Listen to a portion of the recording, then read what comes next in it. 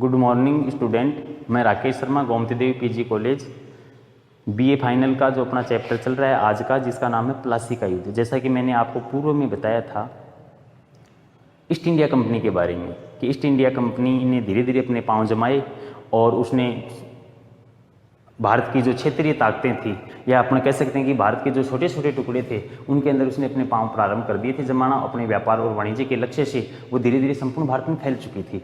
उसी सिलसिले में अपन बात कर रहे थे बंगाल की। जैसा कि मैंने आपको पूर्व में बताया था कि 1740 बंगाल का शासक बना था अलीवर्दी खां। क्योंकि अलीवर्दी खां को किसी प्रकार का कोई भय नहीं था दिल्ली से। जैसा कि पूर्व में मैंने आपको बता दिया कि भारत की जो केंद्रीय सत्ता जो थी वो 1707 में जैसे ही औरंगजेब की मृत्यु हुई, औरंगजेब की मृत्यु के बाद में पतन की तरफ चली गई, उसका पतन हो गया। तो 1707 में केंद्रीय सत्ता की तो कहानी खत्म हो गई, सीधी सी बात एक ही है।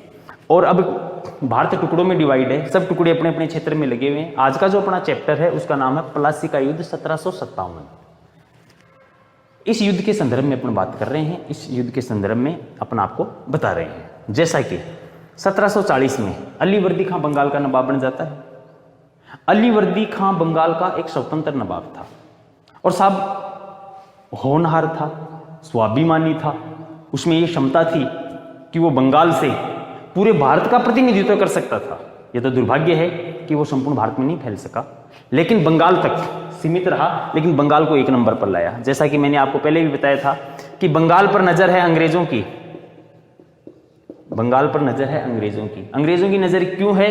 क्योंकि अंग्रेजों को व्यापार के लिए जो चाहिए था वो सब कुछ बंगाल में उपलब्ध था। सीधी सी बात है, अंग्रेज व्यापार के लिए आ रहे हैं, अंग्रेजों का राजनीति से फिलहाल कोई लेना देना नहीं है, लेकिन उनको बंगाल में जो चाहिए था वो सारा का सारा बंगाल में उपलब्ध था। इसलिए अंग्रेज भी बंगाल की तरफ आ रहे हैं, लेकिन बंगाल में एक बैरियर खड़ा है, एक नाका खड़ा है जो बंगाल का पैरी बना हुआ है, जो बंगाल में किसी को घुसने नहीं देना चाहता, और उस बंदे का नाम है अलीवर्दी खां, जो 1740 में बंगाल का स्वतंत्र नवाब बना। अलीवर्दी खां का शासन ठीक ठाक तरीके से चल रहा है और बंगाल अपनी वृद्धि भी कर रहा है।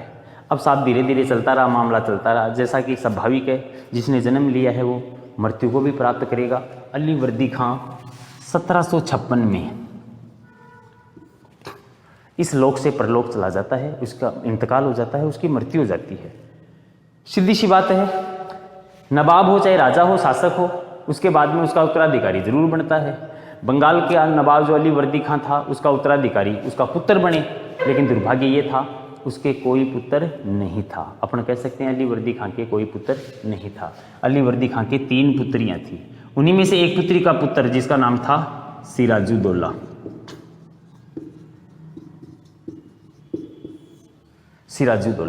अपन कह सकते हैं कि सिराजुद्दौला अलीवर्दी खां का दोयता था, जिसको अपन नाती कहते हैं, अपनी भाषा में दोयता नाती कहते हैं।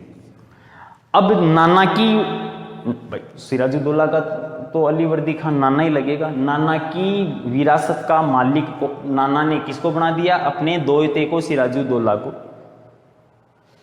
सिराजुद्दौला के 2 मौसी और थी 2। सीधी सी बात है, इनके दिक्कत रहेगी कि हमारे पिता ने इस वाली बहन के बेटे को तो राजा बना दिया, हमारे बेटे मुंह की तरफ देख रहे हैं, तो धीरे धीरे विरोध फैलेगा। जहां विरोध होगा, जहां परिवार में कमी रहेगी, गृह कलेश होगा, उस परिवार का खात्मा स्वाभाविक है। इतिहास उठाकर देख लो, जिस परिवार के अंदर गृह कलेश चले हैं, जिस परिवार के अंदर षड्यंत्र रचे गए हैं, चाहे वो राज परिवार हो चाहे अपना परिवार हो, तो खात्मा स्वाभाविक है। जैसे ही सिराजुद्दौला सिंहासन पर बैठता है, गद्दी संभालता है, बंगाल की नवाबी संभालता है, तो साहब वहाँ षड्यंत्र प्रारंभ हो जाते हैं। यही षड्यंत्र चाहते थे अंग्रेज कि कैसे भी करके घर में फूट पड़े, और घर में फूट पड़ेगी तो साहब अंग्रेज़ों को फ़ायदा होगा, बेनिफिट होगा। तो इन अंग्रेज़ों ने क्या किया, धीरे धीरे बंगाल की राजनीति में अपना हस्तक्षेप प्रारंभ कर दिया। अब अंग्रेज बंगाल में अंदर घुसना चाहते हैं तो वो किसका संपर्क लेंगे, किसका साथ लेंगे, किसको साथ देंगे? वो इस विरोधी गुट को साथ देंगे। सिराजुद्दौला के एंटी जो गुट है, मीर कासिम, मीर जाफर, घसीटी बेगम, लाला अमीचंद, जो सिराजुद्दौला के विरोधी थे, इन लोगों का वो लोग साथ देंगे। तो अंग्रेज धीरे धीरे इनके संपर्क में आने लग गए। अंग्रेजों की सिर्फ एक ही चाल थी कि क्यों न इस बंगाल के अंदर एक ऐसा माहौल पैदा कर दिया जाए ताकि सिराजुद्दौला चारों तरफ से गिर जाए, और चारों तरफ से गिर जाएगा तो ये लास्ट टाइम तक आते आते खुद राज सत्ता से अपने हाथ खड़े कर देगा, और यहाँ की सत्ता के अंदर अपने डायरेक्ट नहीं तो इनडायरेक्ट, प्रत्यक्ष नहीं तो अप्रत्यक्ष रूप से शामिल हो जाएंगे। अंग्रेज जो चाह रहे थे, अंग्रेजों की चाल सफल होने लग गई। धीरे धीरे सिराजुद्दौला के खिलाफ एक ऐसा माहौल तैयार कर दिया गया, सिराजुद्दौला को एकला कर दिया गया, सिराजुद्दौला के खिलाफ एक ऐसा संगठन तैयार कर दिया जिसमें अंग्रेज शामिल है, ऐसा माहौल तैयार कर दिया। और वही माहौल आगे जाकर प्लासी का युद्ध का रूप धारण कर लेता है जो 1757 में हुआ था। अंग्रेज अपनी चाल में धीरे धीरे सफल हो रहे थे, और वो सफल क्यों हो रहे थे? क्योंकि उनको बंगाल के अंदर से, सिराजुद्दौला के घर से सपोर्ट मिल रहा था। सत्ता का लालच, कुर्सी की लड़ाई हर जगह चली है। सत्ता का लालच, कुर्सी की लड़ाई प्रत्येक राज परिवारों में चली है। विरोधी गुट सत्ता के लालच में आकर अपनों का ही दुश्मन बन बैठा। सिराजुद्दौला को पीछे धकेलने की कोशिश कर रहे थे, और वो चाहते थे कि कैसे भी कर करा के सिराजुद्दौला को सत्ता से हटाया जाए और अपन इस सत्ता पर बैठें। इस प्रकार से बंगाल का जो सिस्टम चल रहा था वो कुल मिला के ठीक ठाक चल रहा था। ऐसी बात नहीं सिराजुद्दौला कोई अयोग्य शासक था, सिराजुद्दौला एक नंबर का शासक था। सिराजुद्दौला जैसे ही सिंहासन पर बैठा, इससे पूर्व बताया जाता है, इतिहासकार कहते हैं, अपने पास इसके अभिलेख भी उपलब्ध हैं, इसकी पांडुलिपियां भी उपलब्ध हैं, कि इस अलीवर्दी खान ने सिराजुद्दौला को एक ही पाठ पढ़ाया था कि चाहे तू कुछ भी कर ले, कैसे भी रह ले, कुछ भी कर, ठीक है, लेकिन इन अंग्रेजों से, फिरंगियों से, इन गोरों से सावधान रहना। और वो वास्तव में सावधान ही था, लेकिन उसको क्या पता था कि घर में से ही आग लगाई जा रही है। सिराजुद्दौला ने बहुत अच्छे काम करवाए थे। सिराजुद्दौला कोई कमजोर शासक नहीं था, वास्तव में नवाब बनने के लायक था। अपना अलीवर्दी खां को कोई दोष नहीं देते हैं कि उसने इसका नवाब का चयन कोई गलत किया हो। नहीं साहब, उसने नवाब का चयन बहुत अच्छा किया है, नवाब बहुत अच्छा है।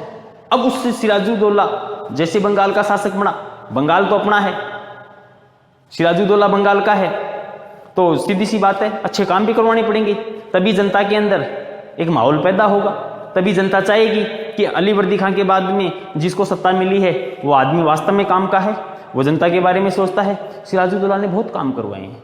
कुछ एक काम जिनके बारे में मैं आपको बता देता हूं कि सिराजुद्दौला ने आंतरिक समस्याओं का समाधान करने के लिए खूब प्रयास किए, अंग्रेजों से सावधान रहने के खूब प्रयास किए। सिराजुद्दौला ने अंग्रेजों से युद्ध भी किया, जो प्लासी का होना है। कलकत्ता में अंग्रेजों का जो भय था उससे भी सावधान रहा। अब सीधी सी बात है, अगर अंग्रेजों से सावधान है तो अंग्रेज तो यही चाहेंगे कि हमारे से सावधान रहेगा तो हमारी दाल बंगाल में नहीं गलेगी, हमारी खिचड़ी बंगाल में नहीं पकेगी, हमारी खिचड़ी बंगाल में तभी पकेगी जब हम सिराजुद्दौला को सारी तरफ से घेरेंगे। सीधी सी बात है, घर वाले साथ थे, घर वाले साथ होने के कारण सिराजुद्दौला के सामने खूब सारी समस्याएं आ गई। कौन कौन सी समस्याएं थी जिनके ऊपर अपन थोड़ा डिस्कस करते हैं। देखो, सिराजुद्दौला के सामने सबसे बड़ी समस्या आ गई आंतरिक कलह, घर की फूट। घर में फूट थी, खुद के मौसी के बेटे भाई अर्थात सिराजुद्दौला के तो भाई हो गए, वे लोग इसके दुश्मन बने हुए थे। सिराजुद्दौला को जब कई बार उसको पता भी चल गया कि भाई ये मेरे विरोधी हैं और अंग्रेजों का सपोर्ट कर रहे हैं जिनसे मुझे सावधान रहना चाहिए, फिर भी उसने उन चीज़ों पर पर्दा सा डाल लिया। हालांकि ये उसकी गलती है, उसको ध्यान रखना चाहिए था। इसके अलावा अंग्रेज विरोधियों के साथ मिलकर कलकत्ते में किलेबंदी करते हैं। सिराजुद्दौला ने साफ तौर पर कह दिया कि भैया ये किलेबंदी वगैरह ये बंद करो। क्यों करो?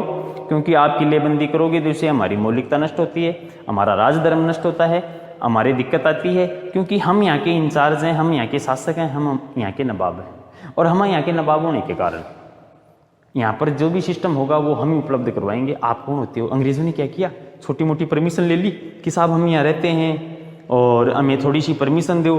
कुछ सारा विरोधियों ने दे दिया। तो एक परमिशन तो दी जाती है एक छोटी दुकान की और वो कारखाना ही तैयार कर ले, तो ये तो धोखा ही है। अंग्रेज भी धीरे धीरे धोखा कर रहे हैं। तो उसने किलेबंदी पर रोक लगा दी। सीधी सी बात है, किलेबंदी पर रोक लगाई है तो अंग्रेज उससे नाराज होंगे, क्रोधित होंगे, वो बदला लेना चाहेंगे। इसी दरमियान कलकत्ता में एक कालकोटरी की घटना हो जाती है। कालकोटरी जिसको इंग्लिश में कहते हैं ब्लैक होल, ये घटना भी काफी इतिहास के अंदर अपना नाम अंकित करती है कि कालकोटरी की घटना एक अंग्रेजों के द्वारा तैयार किया हुआ फार्मूला था। अंग्रेज क्या चाहते थे कि कैसे भी सिराजुद्दौला को बदनाम किया जाए। एक छोटी सी कोठरी हुआ करती थी, उसमें कैपेसिटी जो बताते हैं, उसकी क्षमता जो बताई जाती है वो लगभग थी 23-25 के आसपास। लेकिन उस कोठरी के अंदर, भाई राजा तो सिराजुद्दौला है, नवाब तो बंगाल का सिराजुद्दौला है, उस कोठरी के अंदर 146 सैनिकों को ठूंस ठूंस के भर दिया। सीधी सी बात है, कैपेसिटी 20-25 की है और उसमें अगर 150 के आसपास आप डालोगे, 146 से सैनिकों को डालोगे तो उनका दम उठेगा, वो मरेंगे। एकदम से काली थी, तभी तो इसको कालकोटरी कहा जाता है, ब्लैक होल कहा जाता है, क्योंकि अंदर तो अंधेरा था। बताया जाता है कि उस कालकोटरी के अंदर 146 सैनिकों में से मात्र 23 सैनिक बचे, बाकी के सारे उसी में मृत्यु को प्राप्त हो गए, उसी में उनका देहांत हो गया। और वो एक तरह से एक धब्बा, एक दाग सिराजुद्दौला के माथे पर मंड दिया गया कि यह घटना सिराजुद्दौला ने करवाई है। और इस घटना का कई कोसों तक सिराजुद्दौला से कोई लेना देना नहीं था, सिर्फ सिराजुद्दौला को बदनाम करने की साजिश थी। और यही घटना आगे जाकर प्लासी के युद्ध का कारण भी बनती है। नवाब के खिलाफ अंग्रेजों ने खूब षड्यंत्र रचे, ये भी साहब सारे के सारे षड्यंत्र जाकर आगे जाकर प्लासी के युद्ध का कारण बन जाते हैं। अब अपन बात करते हैं युद्ध की घटना की। ये कलकत्ता है। एक मिनट रुको, मैं इसको थोड़ा डायग्राम बना के आपको समझा देता हूं।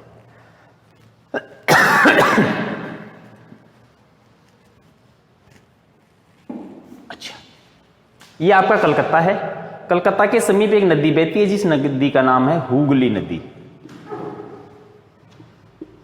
हुगली नदी।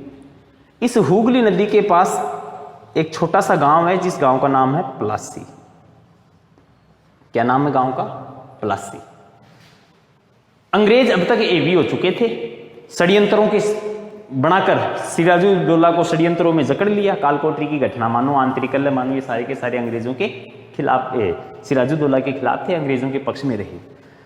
अंग्रेजों का इस समय सर्वे सर्वा अपन कह सकते हैं मठाधीश, नेता, लीडर, सेनापति, सब कुछ पावर जो था वो एक बंदे के पास था, जिसका नाम था लॉर्ड क्लाइव। सबसे मजे की बात यह है, इतिहास का एक ऐसा युद्ध जिसके अंदर लॉर्ड क्लाइव के पास मात्र 3000 सैनिक थे, ऐसा बताया जाता है। लॉर्ड क्लाइव के पास कितने सैनिक थे? मात्र 3000। और सिराजुद्दौला के पास सैनिक जो थे वो थे साहब 48,000। 48,000। देखो युद्ध बड़ा अचंभित युद्ध है। भारत तमाशा देख रहा है। एक तरफ 3000 सैनिक है जो विदेशी हैं, एक तरफ 48,000 सैनिक हैं जो भारत के हैं। इस युद्ध का रिजल्ट अगर आमतौर पर अपनी ग्रामीण भाषा में भी बोलें तो साहब 48,000 ही जीतेंगे, क्योंकि भीड़ तो ज्यादा है ही ना, 3000 आ रहेंगे। लेकिन दुर्भाग्य देखिए क्या होगा, यहाँ युद्ध का पासा पलटा जाएगा। 3000 जीतेंगे, 48,000 आ रहेंगे। इससे ज्यादा इस भारत का क्या दुर्भाग्य रहेगा। भारत में सबसे बड़ी कमी क्या रही है? भारत में सबसे बड़ी कमी ये रही है, युद्ध सिर्फ सेना ही लड़ेगी, ऐसी मानसिकता भर दी। प्राचीन काल में जब आपने देखा होगा, सुना होगा, फर्स्ट ईयर के वीडियो वगैरह आप देखते हो, सेकंड ईयर के देखते हो, भारत का समाज 4 भागों में डिवाइड है। समाज के 4 वर्गीकरण किए हुए हैं: ब्राह्मण, क्षत्रिय, वैश्य, शूद्र। सिस्टम क्या बना दिया? सिस्टम यह बना दिया कि साहब ब्राह्मण शिक्षा लेगा देगा, क्षत्रिय तीनों वर्णों की रक्षा करेगा, वैश्य वर्ण तीनों वर्णों की आर्थिक स्थिति की उन्नति करेगा, शूद्र वर्ण तीनों वर्णों की सेवा करेगा। मतलब लड़ाई झगड़े का, दुश्मन का आक्रमण हो रहा तो उसका ठेका किसके सिर पर है? क्षत्रिय पे। जरूरी थोड़ी है। अरे जब देश व धर्म की रक्षा की दिक्कत आती है तो अपने को सबसे पहले देश व धर्म की रक्षा करनी चाहिए। उसमें ये नहीं देखना चाहिए कि ये ब्राह्मण वर्ण का, ये वैश्य का, ये शूद्र का, ये क्षत्रिय का है। इतिहास गवाह है। आपने अर्थशास्त्र के रचयिता चाणक्य का नाम सुना होगा। उन्होंने कहा है कि जब देश व धर्म के ऊपर दिक्कत आ जाए तब जिन हाथों के अंदर शास्त्र होने चाहिए उन हाथों को, शास्त्रों को तो रख देना चाहिए और शस्त्र उठा लेने चाहिए। इससे देश व धर्म के अंदर एकजुटता आएगी और कभी भी कोई भी आंख उस देश की तरफ उठ नहीं सकती जिसमें शास्त्र की जगह शास्त्र रखो, कोई दिक्कत नहीं है। जब देश में धर्म पे दिक्कत आ गई तो शास्त्रों की आवश्यकता कहां पड़ रही है? तो साहब 3000 सैनिक लिए वे लार्ड क्लाइव आ गया, 48,000 सैनिक लेकर सिराजुद्दौला आ गया। लेकिन दुर्भाग्य ये था कि सिराजुद्दौला के जो सैनिक थे वो टुकड़ों में बटे हुए थे। इनमें गुटबंदी थी। सिराजुद्दौला के सैनिकों में मीर जाफर, मीर कासिम, घसीटी बेगम, लाला हमीद चंद आदि के सैनिक थे।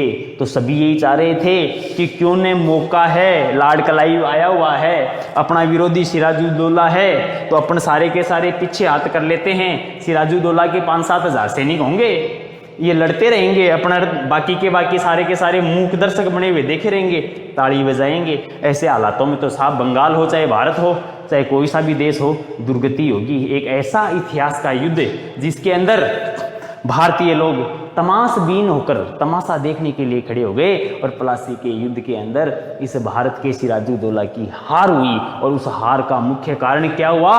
उसी के घर के, उसी के षड्यंत्रकारी गतिविधियों में लिप्त उसी के मौसियाए भाई, ये सारे के सारे साहब लॉर्ड क्लाइव में जा मिले, अंग्रेजों में जा मिले, ईस्ट इंडिया कंपनी के नुमाइंदों से जा मिले। उसके बाद में सिराजुद्दौला यहाँ से रवाना हो जाता है। सीधी सी बात है, देख लिया उसने, पीछे देखा, पीठ एकदम खाली थी, लोग पीठ के पीछे छुरा घोंप रहे थे। सिराजुद्दौला बंगाल से चला जाता है। फिर इस बंगाल के नवाबी, अंग्रेज भी डायरेक्ट बहुत समझदार थे, वो बहुत सियाने थे। उन लोगों ने क्या किया, सिराजुद्दौला को बोल दिया कि सिराजुद्दौला तो चला गया। उन्होंने क्या किया, अपने द्वारा निर्मित मीर जाफर, मीर कासिम को 3-3 साल के लिए नवाब बना दिया। इनडायरेक्ट रूप से राज्य के मालिक कौन बन गए? अंग्रेज। इसी युद्ध के बाद, एक प्रश्न ध्यान से सुन लेना, इसी युद्ध के बाद अंग्रेजों को बंगाल में नवाबी डायरेक्ट तो नहीं मिली, लेकिन इनडायरेक्ट रूप से अंग्रेजों की चल रही है। इस नवाबी मिलने के बाद में दस्तक प्रथा मिली। दस्तक प्रथा, एक्चुअली में दस्तक प्रथा क्या है? कर मुक्त व्यापार प्रणाली। कर मुक्त व्यापार प्रणाली अंग्रेजों ने बंगाल में प्राप्त कर ली, क्योंकि सिराजुद्दौला की छुट्टी हो गई प्लासी के बाद में, और अब जो भी नवाब बने हैं वो सारे के सारे अंग्रेजों के ही कठपुतली हैं, तो वो अंग्रेजों के हैंडओवर रहकर काम करेंगे। तो अंग्रेजों को दस्तक प्रथा मिल गई। यही अंग्रेज चाह रहे थे, क्योंकि अंग्रेज भारत में राज करने के लिए नहीं, व्यापार करने के लिए आए थे, और धीरे धीरे राज सत्ता में इन्वॉल्व हो गए। अंग्रेजों ने भारत की कमी को देख लिया। लॉर्ड क्लाइव 3000 का मालिक, 48,000 का मालिक सिराजुद्दौला 48,000 वाले हार गए और भारत की दुर्दशा तय हो गई। अगला वीडियो मैं आपको पानीपत का तृतीय युद्ध बताऊंगा।